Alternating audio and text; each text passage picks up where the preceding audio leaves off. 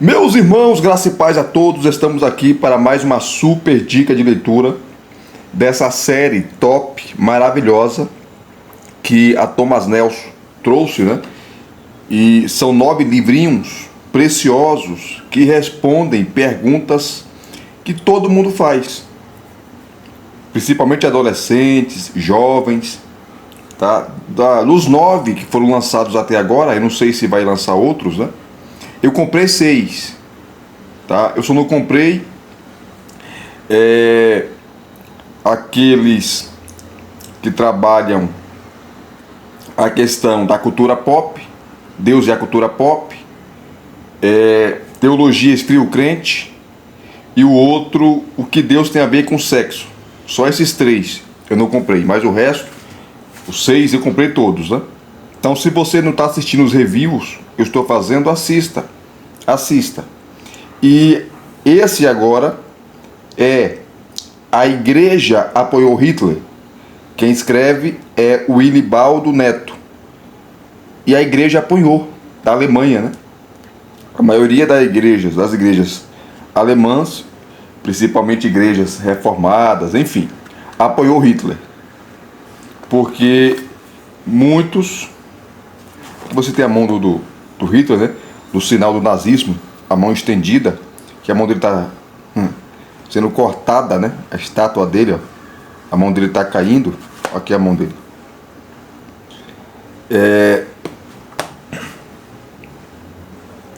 E a igreja apoiou porque Hitler, eu vou falar daqui a pouquinho para vocês, ele reconstruiu a Alemanha, tá?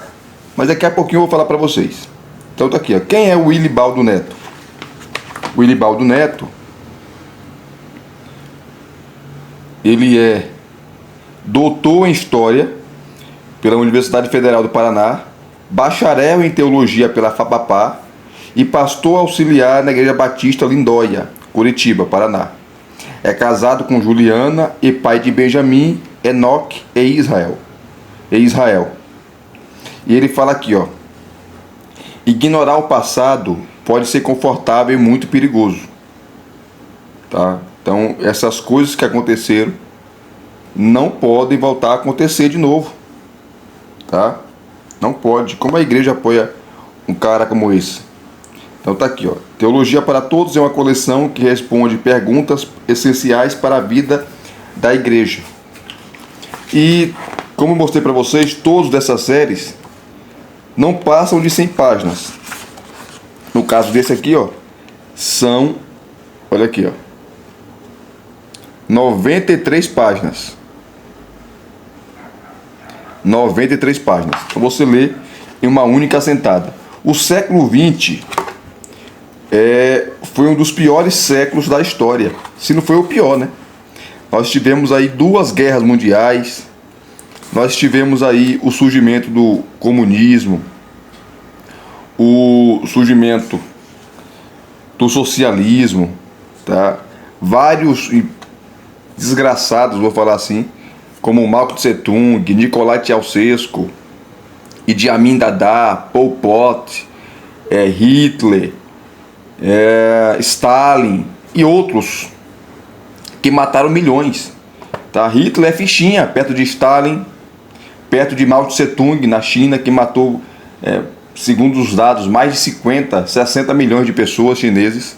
Desgraçado, miserável, tá? E outros aí terríveis líderes, né? Tanto de esquerda como de direita. Por isso que eu não apoio nenhum nem outro, tá? Eu, como cristão, não sou de direita, não sou de esquerda, não sou nada disso, porque homens maus tem em todo lugar, independente da posição política, tá? O reino de Deus não é ideologia. Querem ideologizar o reino de Deus. Ele é de esquerda, ele é de direita. Não. O evangelho não é uma ideologia. Vamos parar com isso. Então tá aqui, ó. A igreja apoiou Hitler, investigando a relação dos cristãos com o nazismo. Tá? Aqui está o sumário. Você tem sempre nas obras, né? O prefácio à coleção, ó, introdução, Precisamos falar sobre isso. E aqui começa essa pequena obra dividida, tá, em 10 capítulos. O primeiro, nem louco nem monstro, sonhos frustrados, medo e ódio, o Hitler cristão, a suástica e a cruz, o Jesus ariano, pastores e espiões, Hitler e o Vaticano, o trágico silêncio, aprendendo a lição. O Vaticano também, o Papa apoiou Hitler. Tá? E aqui ele conclui. Lembrando que a Primeira Guerra Mundial, quem conhece a história aqui, sabe, a Alemanha saiu devastada. Devastada. Várias sanções recebeu a Alemanha. E Hitler, muito revoltado, né? Ele, resumindo aqui a história, quando assume o poder, ele começa a fazer uma série de reformas na Alemanha. E ele se tornou popular. E jamais o pessoal ia saber que ele ia fazer o que fez. Provocar a Segunda Guerra Mundial, enfim. Mas ele estava revoltado, porque a Alemanha foi massacrada, né? Tanto na guerra, como também nas sanções que recebeu. Então Hitler, ele promoveu reformas na área econômica. A Alemanha começou a crescer, começou a progredir. A Alemanha começou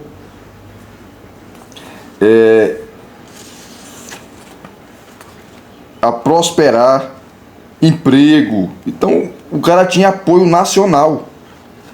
Nacional. Pouquíssima gente, pessoas, tá? Pouquíssimas pessoas era contra ele. Inclusive, você tem aí o Dietrich Bonhoeffer, que foi morto, né, pelo nazismo, pastor, né, luterano.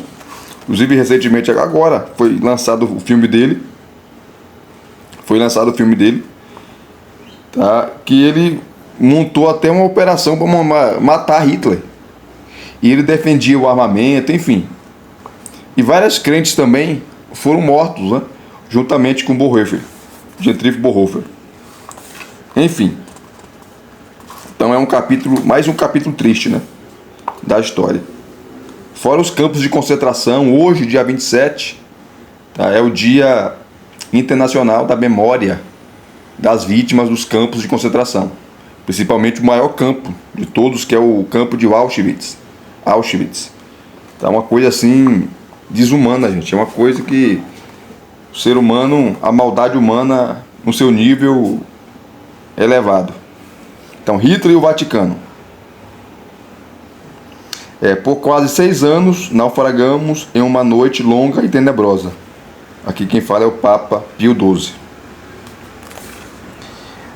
Não é possível compreender as atitudes da Igreja Católica em relação a Hitler e ao regime nazista sem considerar o contexto histórico. Quando Hitler subiu ao poder, em 1933, a Igreja Católica estava, havia alguns anos, envolvida com outro ditador, Benito Mussolini, tá? Da Itália, esqueci de citar ele, outro miserável também. Morreu assassinado. Assim, a forma de o Vaticano lidar com Führer é líder, significa líder em alemão. Deve ser vista a partir do histórico de relações com o Duce, tá? E o Duce, que também significa o líder em italiano. A parceria com Benito Mussolini, o líder do fascismo italiano e aliado de Hitler na Segunda Guerra Mundial, foi a primeira das quais a Igreja Católica se arrependeria profundamente mais tarde. Esse político, que era inicialmente um ateu anticlerical, percebeu a força do catolicismo na Itália e decidiu mudar drasticamente seu discurso. Até hoje é assim, né? Os caras usam a igreja para ter apoio, seu discurso, adaptando-o a seu público. Comparou-se com Jesus Cristo, afirmando-se redentor, consciente do poder da linguagem religiosa. Então usou a religião para se auto-beneficiar. A política e a religião, gente, sempre caminharam juntas. Sempre. É uma coisa impressionante. E o povo não aprende, né? Não aprende. Isso aqui é interessante, ó. Tem uma série muito boa aqui no YouTube, tá? Ditadores, o livro de regras. Assista essa série. Ditadores, o livro de regras. Vai falar sobre Mussolini, vai falar sobre o fundador da Coreia do Norte, né? Do regime ali socialista da Coreia do Norte, o Kim Il-sung, tá? Que é avô do Kim Jong-un, que está agora no poder, né? Na Coreia do Norte. Enfim, Ditadores, o livro de regras. Assista essa série aí, aqui no YouTube, que é maravilhosa. O Vaticano sabia bem que Mussolini não era o que parecia e reconheceu um potencial destrutivo em suas ações, bem como um perigo em suas falas, que eram claramente heréticas, ou mais que heréticas, como foram designadas no Osservatore Romano, jornal do Vaticano. Porém, o desejo de um apoio político fez com que a Igreja Católica adotasse uma relação ambivalente com a Itália fascista, posição que se repetiu em parte na relação com a Alemanha nazista. Isso não significa que a Igreja Católica se via como fraca nem que precisava de auxílio. Pelo contrário, era justamente sua força que lhe dava segurança para apoiar Mussolini e receber seu apoio sem precisar se submeter a ele. Mussolini poderia até se afirmar pai espiritual de seus liderados, mas os católicos reconheciam que essa designação pertencia exclusivamente ao Papa. Publicamente, Pio XII, ou melhor, isso aqui é Pio IX, cara. Eu esqueci, esse deve ser o 9 aqui, ó. Não sei se é o 9 ou Pio XI. Faz tempo que não estudo esses números romanos, né? Mas deve ser Pio XI mesmo.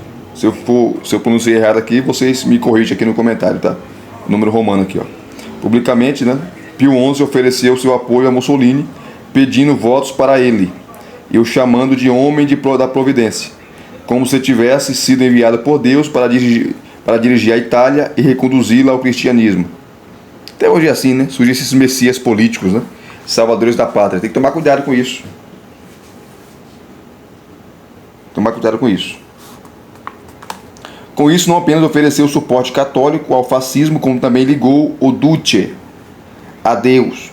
Desse modo, o Papa vinculou Mussolini, que oferecia uma alternativa ou mesmo uma substituição ao catolicismo, a si mesmo, e assim domesticou o fascismo, catolizando-o. Rapaz, é uma coisa impressionante, né? Catolicizando-o. Então, colocou uma roupagem católica no fascismo, né? Ele odiava a religião, o Mussolini. A tática adotada com Mussolini deu certo. Com o Tratado de Latrão, de 1929, o Vaticano foi reconhecido como um Estado independente, e até hoje é, né? Liderado pela Santa Sé, e a religião católica foi adotada como oficial pelo Reino da Itália, com o qual o Vaticano celebrou uma concordata. Mussolini, entendendo estar rodeado de outros poderes, incluindo o rei italiano Vítor Emanuel III e os líderes da igreja, se prostrou e beijou o anel papal. Mussolini então recebeu o apoio da igreja, mas teve de lhe conceder autoridade sobre o seu próprio, sobre o seu próprio governo, como comentou com seu irmão Arnaldo em uma carta. Nossa intenção era de que a igreja se tornasse o pilar do regime. Nunca pensei que o regime se tornaria servo da igreja. Então ele usou a igreja para o seu benefício próprio, né? E aqui está as notas de rodapé, todas essas citações que o Will Libaldo faz aqui no livro. Tira aqui, ó. Goldman, o Vaticano e Hitler. Tá aqui, tá as páginas. Tá? David Kertzer, uma obra em inglês, The Pope and Mussolini, o Papa e Mussolini.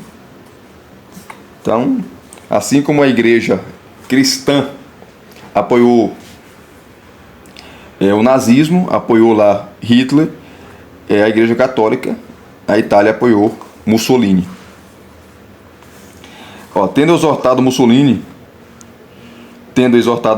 em muitas de suas ações na Itália, o Vaticano repetiu a estratégia com a Alemanha nazista. imaginando que teria os mesmos resultados, né?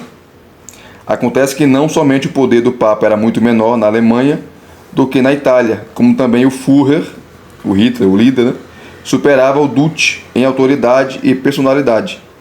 Mussolini, que claramente tinha menos poder e menos coragem que Hitler, acabou visto pelo aliado como um medroso, cujo grande erro foi ter se submetido à Igreja Católica. Ele, que inicialmente foi uma inspiração para o líder alemão, Hitler chegou a ter um busto do Duce em seu escritório e se tornou uma decepção. Em uma Alemanha de maioria protestante, o catolicismo era tolerado pelo Führer, que lembrava, quando necessário, que era católico por ter sido batizado. Mas, segundo Hitler, caso fosse líder da Itália, centro da Igreja Católica, teria dado um jeito de se livrar do Vaticano. Ia matar todo mundo, né? Chegou até mesmo a afirmar a seus amigos, em particular, que se fosse Mussolini, marcharia para dentro do Vaticano e expulsaria a todos. Depois diria: sinto muito, cometi um erro, mas então eles já estariam fora. Meu Deus. Essas palavras jocosas de deboche mostravam uma verdade. Ele respeitava a Igreja não por consideração, mas por conveniência. E se o Vaticano se tornasse um problema ou um concorrente em seu domínio, tomaria atitudes. Os líderes da Igreja Católica, porém, pensavam de forma semelhante em relação aos políticos que apoiavam. Sabiam que não eram santos, nem mesmo verdadeiros cristãos, e se preparavam para romper laços quando não fossem mais convenientes. Tratava-se, portanto, de relações por necessidade, não afinidade, olha só, fundamentadas mais no inimigo em comum, nesse caso o comunismo, do que em ideias semelhantes. Então, o Mussolini era um líder totalmente totalitário, mas o seu governo não era comunista, ele odiava os comunistas e também os socialistas. Inclusive, ele prendeu um camarada que aqui no Brasil se tornou muito famoso, os seus escritos, tá? Que ele é muito celebrado hoje, né? Aqui no Brasil, nas faculdades e universidades, principalmente para os militontos. Vou nem falar militantes, são militontos de esquerda, que são comunistas e socialistas, tá? Que é, esqueci o nome dele agora, rapaz. Deixa eu pegar o nome dele aqui, ó. Botar a obra que ele escreveu no cárcere, né? Na cadeia, quando Mussolini prendeu ele. Caderno do cárcere. Tá aqui, ó. Cadernos do cárcere. Antônio Gramsci. Antônio Gramsci escreveu esses livros, né? Esses cadernos ali na prisão, falando como tomar o poder. E ele fala, ó, não tome igrejas, não tome conventos, não tome igrejas, tomem faculdades, universidades, escolas, porque aí você vai doutrinar os jovens, as crianças, tá? E aí a revolução não vai ser por meio da guerra, de armas, que isso aí não vai dar resultado. A revolução será cultural. Já ouviu essa palavra alguma vez? Revolução cultural? É o que faz a esquerda no Brasil, aplicando os métodos de Mussolini. Inclusive, a USP aqui em São Paulo é só quem domina a esquerda. As universidades federais, quem domina a esquerda. As escolas públicas, a esquerda. Infelizmente.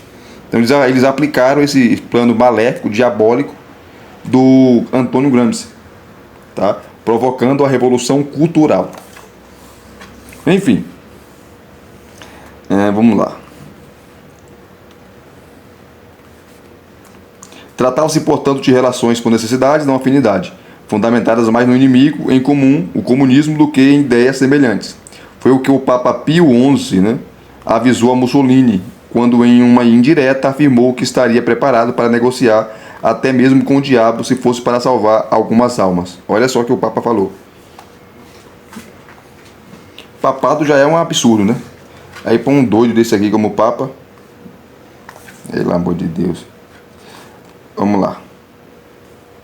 Ó, usando uma analogia do próprio Papa, poderíamos dizer que, antes de continuar lendo, ele vai tirar aqui, ó, Ó, Lukács, ou Hitler da História, você pode pesquisar essa obra, você pode adquirir. Aqui é a obra em inglês. The Pope de Mussolini, o Papa Mussolini. Você também tem a obra do Goldman. Você pode adquirir. Ó, usando a analogia do próprio Papa, poderíamos dizer que, negociando com Mussolini, um demônio menor, ele pensou estar pronto para tratar com o diabo Hitler.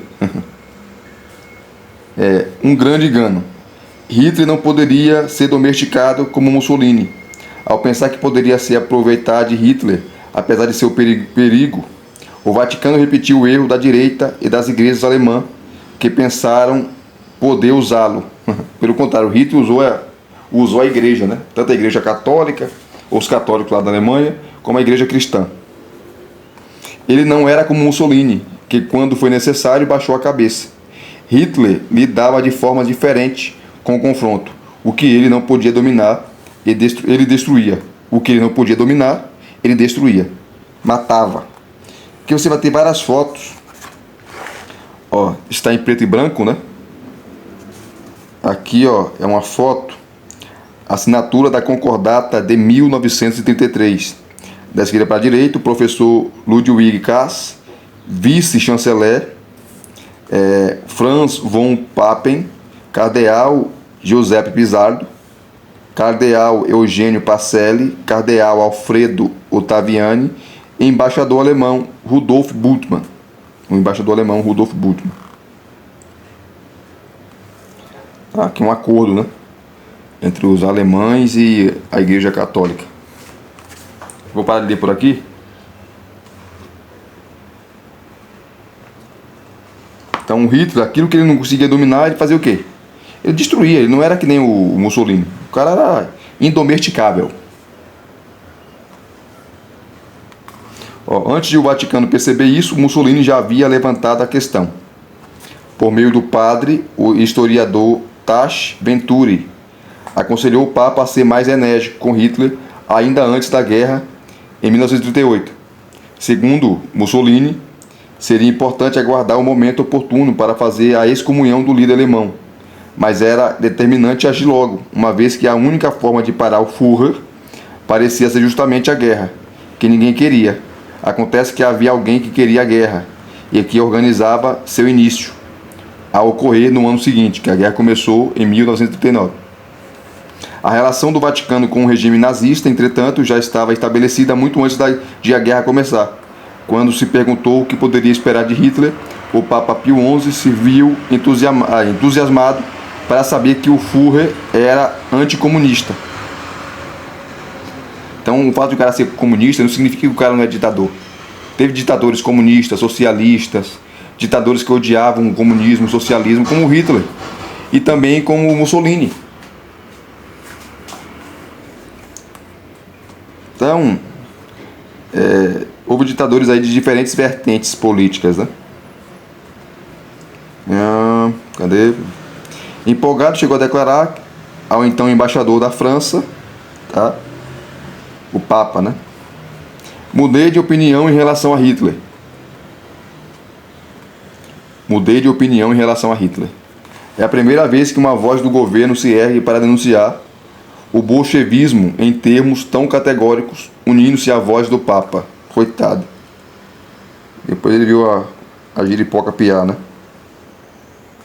Como muitos cristãos na Alemanha, o próprio Papa se deixou iludir por seus desejos, imaginando que o Terceiro Reich seria seu aliado mais efetivo contra o avanço do comunismo e do medonho ateísmo materialista. Para Pio XI, voltando aqui a falar de novo, faz tempo que eu não estudo números romanos, né? Então às vezes eu me confundo. Eu não sei se é o 9 ou 11, mas deve ser o 11 mesmo. Para Pio XI, era isso que importava, pois o comunismo era a pior das ameaças. Dessa maneira, o Vaticano celebrou, aqui não vou saber pronunciar, tá? Esse nome aqui, ó, Reich Concordat, acho que é isso. Uma concordata com a Alemanha nazista assinada por duas importantes figuras em julho de 1933. Do lado nazista, pelo amigo de Hitler, Franz von Papen, ao lado do Vaticano, pelo cardeal Eugênio Pacelli, que é a foto que eu mostrei para vocês. Von Papen era um alemão católico dedicado ao enfrentamento do comunismo.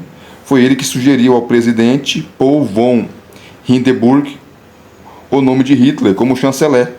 Ele próprio foi feito vice-chanceler, sendo um representante do regime nazista. Já o cardeal Eugênio Pacelli, que havia sido núncio papal na Baviera, depois veio se tornar o Papa Pio XII. Olha aí os acordos, né? Eugênio Pacelli era o nome do Pio XII. Aqui ele continua falando, vou parar por aqui. E nós sabemos, a história está aí para quem quiser lê-la. Foi uma união desastrosa que a Igreja Católica depois pediu desculpa, o Papa pediu desculpa, tá? Mas é indesculpável, né? Tanto da parte da Igreja Católica como da Igreja cristã. Aqui é o capítulo 7, que é a página 58, né?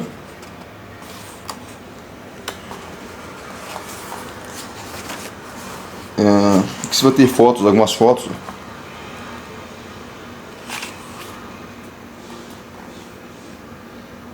Hitler pregou. Inclusive tem um livro muito bom do David Hunt. David Hunt já faleceu, era um palestrante conhecido mundialmente, né, por suas obras. Até que a obra dele é Que Amor é Este?, onde ele faz uma crítica severa ao calvinismo, né? David Hunt tem um livro que ele escreveu sobre Hitler, o quase anticristo. Procure esse livro, você vai encontrar na estante virtual, já está esgotado há anos. Hitler, o quase anticristo. Por quê? Porque as ações dele levaram alguns a pensar que ele era o anticristo. O cara popular, todo mundo gostava dele, antes de ele mostrar a sua verdadeira face, né? E perseguiu os judeus, matou mais de 6 milhões, muito mais de 6 milhões de judeus. E aqui tem essa foto aqui, ó. Olha a foto aqui, ó. Você tem uma ilustração de um postal austríaco de 1919, no período entre guerras. Era popular a ideia de que os judeus e outros grupos eram os culpados pela derrota alemã na Primeira Guerra Mundial. Olha aqui, ó. Você tem um soldado, ó, aqui você tem um judeu. Tá vendo aqui a bandeira de Israel? Ó. Matando aí o soldado. Então essa mentira, né? Essa fake news foi divulgada. E quando o Hitler assumiu o poder, meu irmão, deu no que deu, né? Infelizmente. Então aqui, ó. Capítulo 7, pastores e espiões, tá?